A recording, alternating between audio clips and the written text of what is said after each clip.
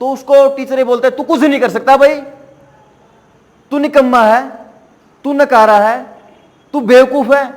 मतलब कहने का कि उसको उसके खुद के नजरों में वो बच्चा गिरता जाने लग रहा है। बड़े बुजुर्ग, युवा साथी और माता बहनें सभी को नमस्कार। नमस्कार जी, थोड़ा जोर से बोलो, जोर लगा दो जी। तो अपन इसी तरीके से जोर लगा के काम करना। मेरा नाम है अजय, हरियाणा से, गांव लोहारी रागो और तहसील नानौद, जिला हिसार।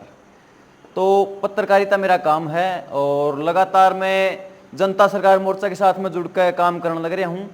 तो उसमें मैंने कुछ बातें नोट करी, जो 3 दिन हो गए सेशन चलता हुआ, तीसरा दिन आज है। तो हम सिखाने लग रहे हैं, जैसे कि सुनील भाई सिखाने लग रहे हैं, आपको भी बताने लग रहे हैं।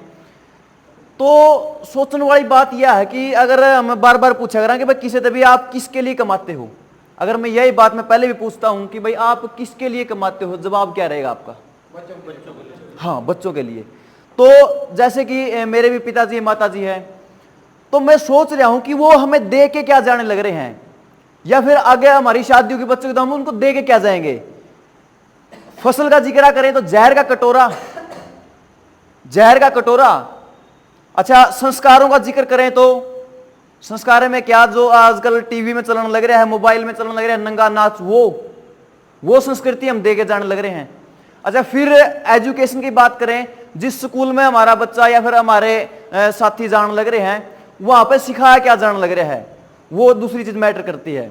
तो मैं कई बार सोचता हूं स्कूल की स्थिति के बारे में कि जो हमारे स्कूल में बच्चे होते हैं, जो स्टूडेंट होते हैं, सबका सुनने का लेवल अलग है, समझने का लेवल अलग है।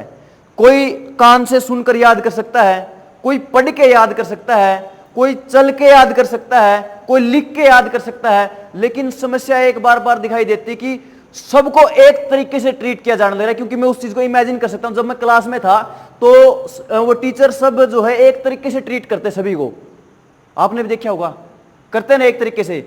मतलब क्या है कि स्कूल में जो टीचर जिस तरीके से पढ़ाने लग रहे हैं, वो थोड़ा कॉन्सेप्ट में बदलाव की जरूरत है आज के टाइम पे।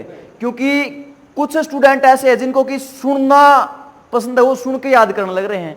तो उनको सुनने वालों के पास बैठाओ, या उनको जो कईयों के है बोल बोल के याद, आपने भी देखा होगा कि बोल बोल के याद करते कि भाई ये ऐसे ऐसे, वो बोल बोल के याद करते हैं।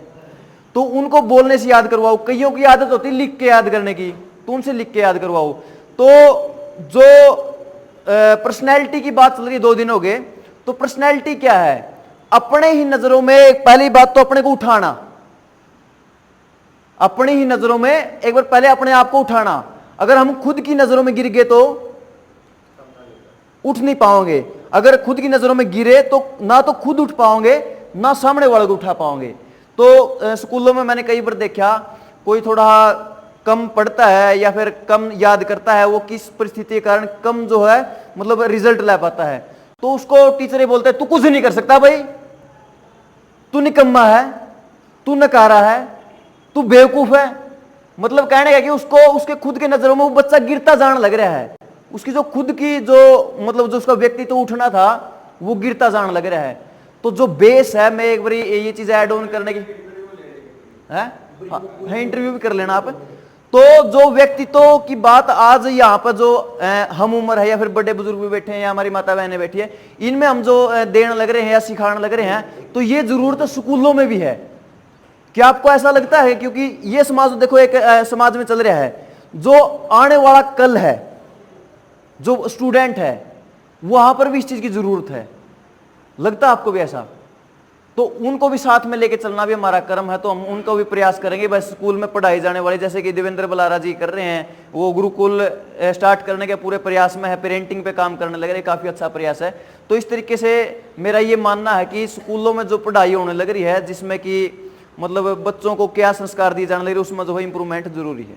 तो इसको भी साथ में लेके चलेंगे हम सब मिलके। बहुत बहुत धन्यवाद।